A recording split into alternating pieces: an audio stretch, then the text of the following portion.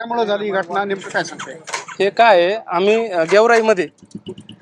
गेवराईमध्ये माळी, मी स्वतःच माळे, धनगर, वंजारी सगळे सगळे 18 पगड जातीचे लोक विजय राजे यांच्या शिवछत्र परिवारासोबत आहोत आणि कायमस्वरूपी असतो.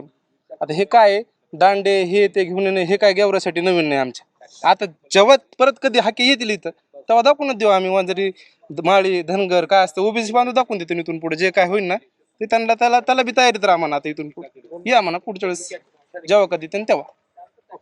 काय नेमकं काय सांगता येईल? गेवराईमध्ये जो धक्कादायक प्रकार घडला, नेमकं काय होतं, काय नेमकी घटना होती, काय सांगता येईल? आज जो गेवराईमध्ये प्रकार घडलेला आहे अशोभनीय आहे. विजय सिंह पंडित आमदार हे सगळ्या समाजाला घेऊन चालतात पुढं. आणि मी एक ओबीसी समाजातला असून माझं संतोष आंधळे नाव आहे. मी वंजारी समाजाचा आहे. इथं संपूर्ण समाज ओबीसी म्हणजे धनगर असन, माळी असन, लमाण असन, वडार समाज असन, मुस्लिम असन, आम्ही सगळे एकत्र नांदतो. शिवछत्र परिवार हा सगळ्याला जिथं जिथं पदं दिलेले आहेत. आणि हा हाके वर्ष 6 महिन्यातून गेवराईमध्ये यायचं, कोणाच्या विरोधात बोलायचं, काय बोलायचं हे त्याला तरी कळलं पाहिजे. आणि आता इथून पुढं जर त्यांनी चॅलेंज केलं तर मराठा समाज बाजूलाच राहील.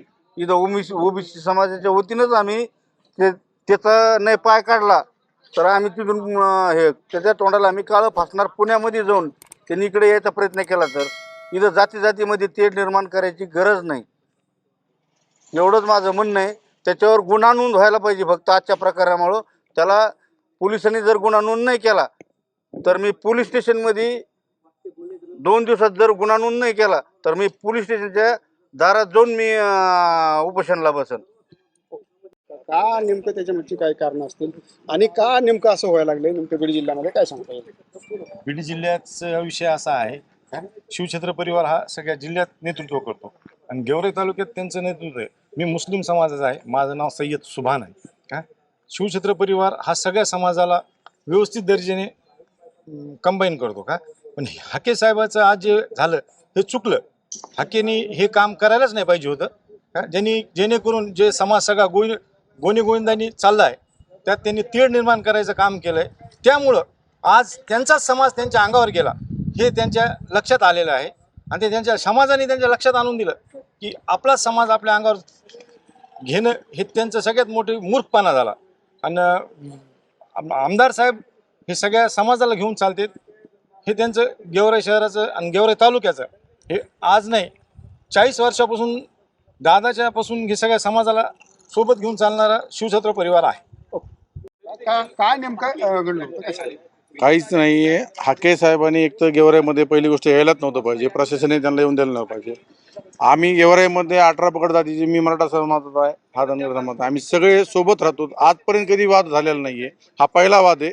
ओबीसी म्हणजे तो स्वयंघोषित ओबीसी नेता येतो, त्याच्या मागे ओबीसी कुणीच नाही, तो बाणगुळे घेऊन निंडतो तो. आणि ते जेव्हा एखादा माणूस आमच्या घरात येऊन आमच्या घरासमोर दांड्याची भाषा करत असेल तर आम्ही काय बांगड्या भरलेल्या नाही आहेत. आम्ही बी त्याला प्रत्युत्तर द्यायला 100% तयार आहोत. आज आम्हाला आमच्या नेत्याचा आदेश होता की तुम्ही काही करू नका, म्हणून आम्ही त्याला व्यवस्थितरित्या वापस जाऊन दिलं. आम्ही ते काय त्याला केलं नाहीये. पण याच्यानंतर तो कधी आता गेवराईमध्ये आला तर त्याची गाठ पूर्ण आमच्या गेवराई तालुक्यातील ओबीसी असो, धनगर असो, माळी असो, मराठा असो, सगळ्या समाजाने त्याला प्रत्युत्तर दिलं जाईल.